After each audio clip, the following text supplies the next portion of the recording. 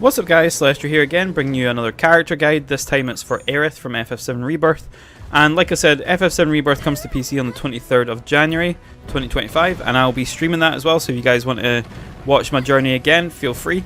But let's get into Aerith's combat. So she's pretty similar to what she was in Remake. Not much big differences, but I'm going to show you one of the biggest ones in a sec, once I don't die to Titan.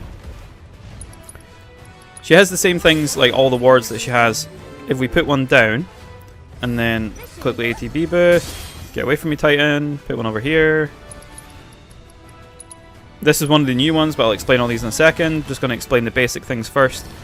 So her triangle move is now ward shift, and it teleports you between whatever wards she has down, which is good for getting out of combat and just pissing off the bosses, which is kind of cool. So if you're using this, if you're in one of the wards, it teleports you to the opposite ward. Probably best to wait until they do their attack though, because you don't want that to happen. If you're outside of the wards, it'll teleport you to, I think it's the closest one. I'm not 100% sure because I've tested it.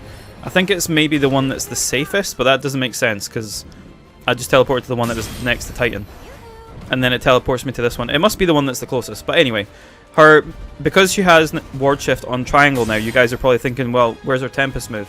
Even though a lot of people probably don't use that all that often, Tempest is actually really good. Her Tempest is now integrated into her actual normal attacks now, which is great. So if we get out of this and use her normal attacks, once I parry this. So normal attacks, just like this. So that's just her basic attack. If you hold down square, she will do this, which is Tempest.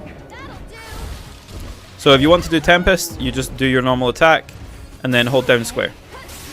Just like this. Puts a little crystal there, and then you can do that.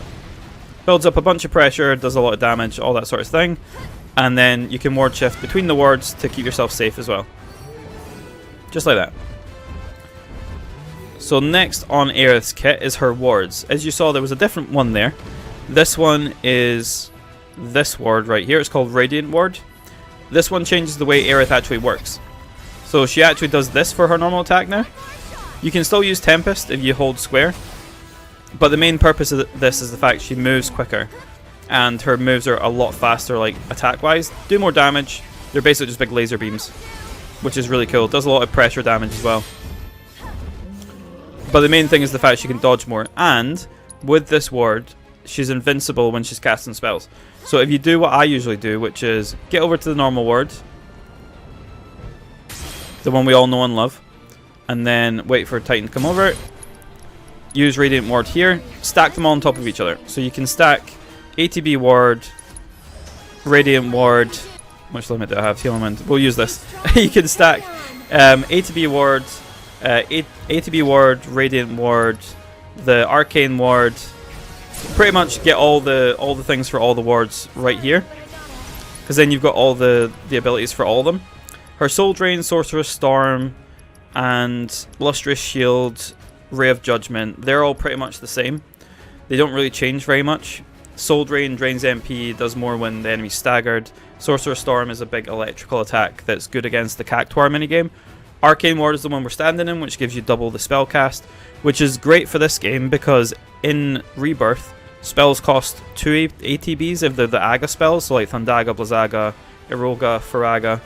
They all cost 2. But in my opinion, that's better because they actually give you hyper armor as well. So when an enemy attacks you, you don't get knocked out of it like you did in Remake, which I hate that. I hate getting knocked out of it. As much as it's nice that Aga spells only cost 1 ATB in Remake, so you can spam them a lot quicker. In Rebirth, they're way better because you can just tank through a bunch of hits and then hit the enemy with it. Especially if you have this broken magic build, which will recover a bunch of my health and will basically cost nothing. So if we do Iroga, look how much damage that does. It doesn't even cost me any MP. So to show off a couple of Aerith's other moves, just so I'm not... Let me just stagger Titan again, just so I'm not going to get obliterated.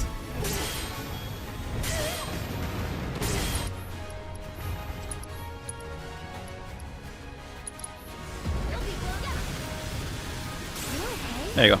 So he's pressured now, I can just do whatever one. So with Aerith's other moves, like I said, Soul Drain, Sorcerer's Storm, pretty much all the same. Arcane Ward's the same, allows you to cast twice. Chrono Aegis I never really use it. Raises a barrier that damages and freezes enemies who attempt to strike you. Never really seen much use for it. I'm guessing it's probably good against normal enemies. Doesn't work against bosses though. Radiant Ward is the one that she's standing in. It makes her attacks those laser beams that you see just now, and also makes her invincible while casting spells. So even though the spells give you armor and make you basically unable to be pushed back, they will still do damage to you. But if you're in this ward, you're gonna just stand there and take 0 damage, which is one of her best wards. It's very annoying that we're probably not going to have it in the next part. Lustrious Shield is one that summons a little shield. It bounces back projectiles. It's not that good. I've never really used it. ATB Ward is the one that you use for the Brumo form build. Basically fills ATB gauges within it for when you use ATB. Ray of Judgment is the beam that she did from Remake, which is very good for doing damage. Yeah, it increases the stagger damage bonus as well, similar to what Tifa and that do.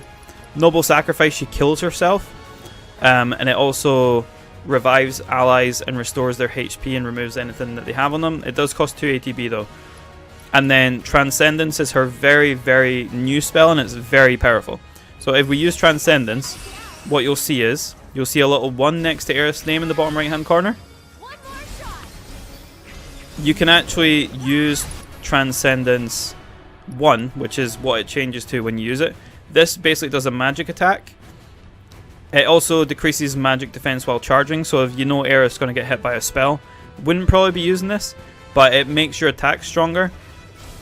And also, once it builds up to level 2, it gives you a very powerful ability. So we're going to wait for this to charge. I'm probably just going to avoid Titan for a little bit.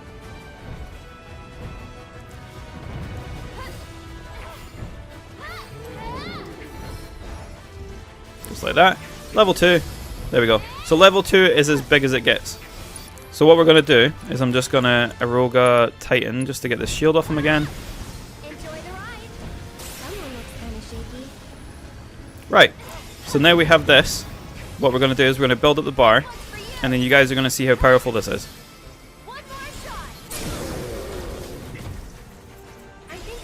So Transcendence 2, when we use it.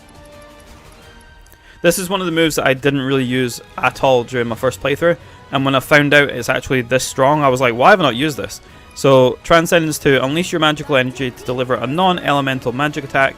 So no matter what they're resistant to or whatever, it's going to be non-elemental, and increases your magic attack but decreases your magic defense. So fire this off,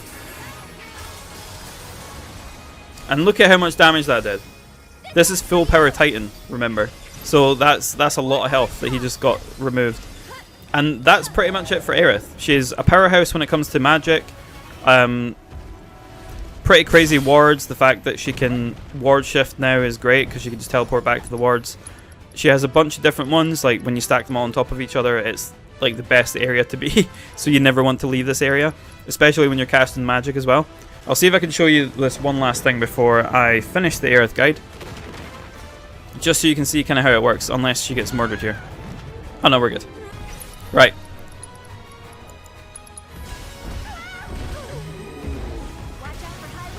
No damage, and she retaliated with a magic attack. That's the power of that ward. So when you're using the Radiant ward, make sure you stay in this and just cast as much spells as possible. Put Arcane ward on top as well, so then you've got double spell casting and also immunity to damage while casting spells. Put an ATB ward down as well if you really feel like it, because that will give you some ATB back when you cast your spells. Other than that, Aerith is just insane with how much damage she can pump out. She has probably one of the highest magic stats in the game, and then when you give her magic up and some other things, she just does insane damage. Hopefully this guide has been helpful for you guys. If it has, leave a like, leave a comment, let me know how you have, if you've played this game yet, or if you're waiting for the PC release. I really hope these guides will be helpful for when the PC release does come out, and you can kind of do a bit more damage in the normal run, and then when you go to hard mode you can just rinse through most of hard mode and all the VR challenges. But thank you so much for watching, you guys have a great day, and I'll see you in the next video. Bye bye!